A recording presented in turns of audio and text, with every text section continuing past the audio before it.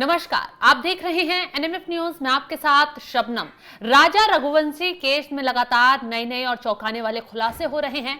जहां एक तरफ सोनम पर शिकंजा कस दिया गया है, इस मामले में कई और लोगों की गिरफ्तारी हो गई है, वहीं दूसरी तरफ राजा रघुवंशी की बहन पर असम पुलिस ने शिकंजा कस दिया है। दरअसल राजा रघुवंशी की बहन ने राजा की मौत के बाद जब वो लापता बताए जा रहे थे, उस दौरान एक पोस्ट किया था और उस पोस्ट में उन्होंने आरोप लगाया था कि असम में ले जाकर उनकी राजा की नरबली दे दी गई और इस मामले को लेकर भड़काऊ बनाने की कोशिश की। बाकायदा पोस्ट जारी कर पूरा वायरल किया गया और एक कैंपेन चलाया गया।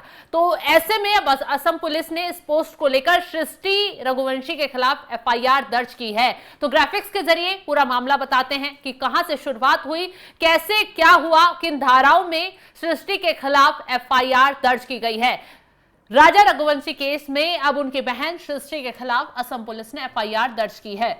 इसके साथ ही सृष्टि रघुवंशी ने राजा की हत्या के बाद इंस्टाग्राम पर पोस्ट की थी, जिसमें सृष्टि ने असम में राजा की नरबली देने का दावा किया था। नरबली वाली पोस्ट पर गुवाहाटी पुलिस ने आपत्ति जताते हुए मामला दर्ज किया है। पुलिस ने 196(2) कई गंभीर धाराएं लगाई हैं। 299, 302 बीएनएस के तहत केस दर्ज किया है, जो गंभीर धाराएं हैं। सृष्टि रघुवंशी ने कहा था कि सोनम टोने टोटके के चक्कर के लिए राजा को गुवाहाटी लेकर गई और वहां उसकी नरबली दे दी गई। ये जब राजा रघुवंशी लापता थे, उनकी हत्या की आशंका जताई जा रही थी, तो उस दौरान सृष्टि रघुवंशी की तरफ से पोस्ट किया गया। सृष्टि रघुवंशी की पोस्ट को क्षेत्रीय और भाषाई विवाद की श्रेणी का माना जा रहा है और इसीलिए उनके खिलाफ शिकंजा कसा गया है। शिलोंग में हनीमून पर गए राजा रघुवंशी की उनकी पत्नी सोनम ने हत्या करवा दी थी और इस हत्या कांड को अंजाम दिया था अपने प्रेमी राज के साथ मिलकर। दरअसल राज ने मध्य प्रदेश से इंदौर से कुछ अपने गुर्गे भेजे थे राजा की हत्या करवाने के लिए। जिस दौरान पहाड़ी पर लेकर सोनम राजा को गई थी, उसी दौरान वो तीनों बदमाश जो है वो राजा का पीछा करते हुए उनके साथ साथ पहुंचे और जब मौका मिला तो राजा की हत्या कर उसे खाई में फेंक दिया। अब इस मामले को लेकर लगातार पुलिस जो है वो एक्शन तेजी से ले रही है। इस मामले में जिन 3 लोगों ने हत्या की थी उनको तो गिरफ्तार किया ही किया, इसके साथ ही राज को भी गिरफ्तार कर लिया गया। वहीं अब पुलिस की जांच के बीच अब सोनम और राजा के परिवार में भी आपसी बयानबाजी देखने को मिल रही है। सोनम के पास 2 मंगलसूत्र होने के सवाल पर जो राजा के भाई हैं उन्होंने कहा है कि अभी तक ये साफ नहीं हो पाया है कि मंगलसूत्र एक कहां से आया और 2 कैसे उसके पास हो गए, क्योंकि उनका कहना है कि एक मंगलसूत्र तो शादी में जो राजा से शादी हुई थी तब सोनम को पहनाया गया था।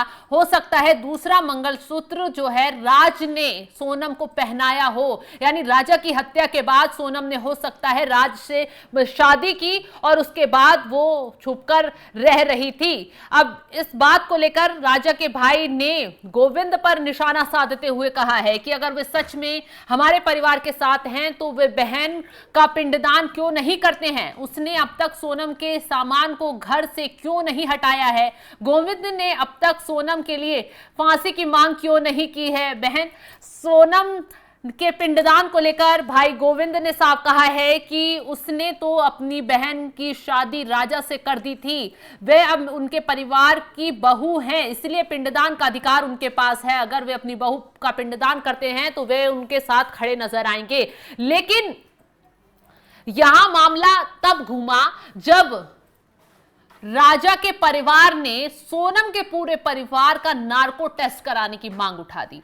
राजा के परिवार को शक है कि कहीं ना कहीं सोनम के साथ उसका परिवार मिला हुआ था। उन्होंने छुपाने की कोशिश की कि कैसे राज से उसका अफेयर चल रहा था और क्यों, अगर ये सब चीजें उनके सामने थी, उन्होंने शादी राजा से करवाई। इस बात को लेकर अब पूरा जो राजा का परिवार है वो मांग कर रहा है कि सोनम के पूरे परिवार का नार्को टेस्ट होना चाहिए। सोनम के उस भाई का भी नार्को टेस्ट होना चाहिए जो लगातार ये कह रहा था कि उसने अपनी बहन का साथ छोड़ दिया है, अगर उसने गलत काम किया है तो वो उसको सजा दिलवा कर रहेगा। ऐसे में इस मामले पर सवाल उठ ही रहे थे और कहा जा रहा था कि सोनम के भाई का अब नया बयान सामने आया, जिसमें सोनम के भाई ने यह कहा है कि वो सोनम से मिलने जेल जाएंगे। अब इस बात को लेकर राजा के परिवार ने आपत्ति जताई है कि जब आपने सोनम ने इतना बड़ा अपराध किया, पूरे मामले का पुलिस खुलासा कर रही है और सबूत भी मिल रहे हैं, तो क्यों सोनम का परिवार सोनम से मिलना चाहता है, क्यों उसका साथ दे रहा है?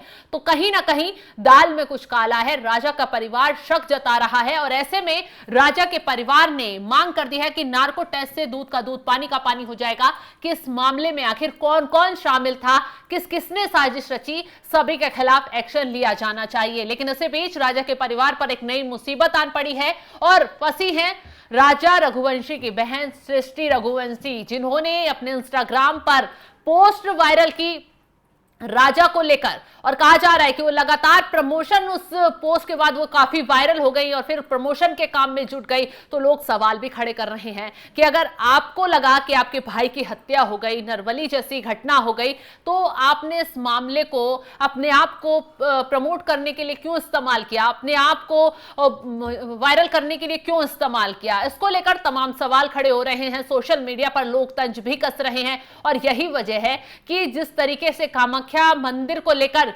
ये तंज कसा गया और असम को बदनाम करने की कोशिश की गई, उसको लेकर मामला गंभीर हो गया है और राजा रघुवंशी की बहन के खिलाफ जो है एफआईआर दर्ज कर ली गई है। पुलिस जल्द ही राजा रघुवंशी की बहन जो है सृष्टि रघुवंशी, उनको पूछताछ के लिए बुलाएगी, क्योंकि नोटिस जारी कर दिया गया है। उसके बाद पूछताछ की जाएगी, उनसे सभी बारीकी से पूछा जाएगा कि कहीं वो सोनम के कांटेक्ट में तो नहीं थी या कोई उन्हें कहीं से भनक तो नहीं थी जो उन्होंने इस बात को लेकर, और ये पोस्ट उन्होंने आखिर क्यों किया, क्योंकि नरबली का शक जताना, किसी राज्य को बदनाम करना, ये ठीक नहीं है और इसी वजह से उनके खिलाफ एफआईआर दर्ज की गई है। अब देखना यह होगा कि सृष्टि इस मामले को लेकर पुलिस के सामने क्या बयान देती है और आगे सोनम को लेकर क्या कुछ खुलासे और होते हैं, क्योंकि इस मामले में लगातार सोनम को लेकर भी कई चौंकाने वाले खुलासे हो रहे हैं।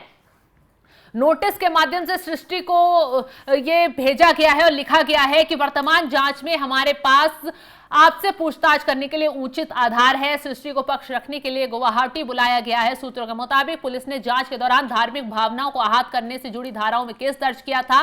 सामने आई पोस्ट को क्षेत्रीय और भाषाई विवाद की श्रेणी का माना गया। हालांकि राजा का शव मिलने और सोनम की असलियत सामने आने के बाद सृष्टि पहले से ही सोशल मीडिया पर माफी मांग चुकी है, लेकिन ये विवाद और ये बात काफी वायरल हो चुकी थी और असम पुलिस इस मामले को लेकर अब आगे बढ़ चुकी है। अब देखना यह होगा सृष्टि के खिलाफ आगे क्या एक्शन लिया जाता है। फिलहाल इस खबर को लेकर आप क्या राय रखते हैं, कमेंट बॉक्स में अपनी राय जरूर बताएं और तमाम खबरों की जानकारी के लिए आप हमारे साथ जुड़े रहें। नमस्कार।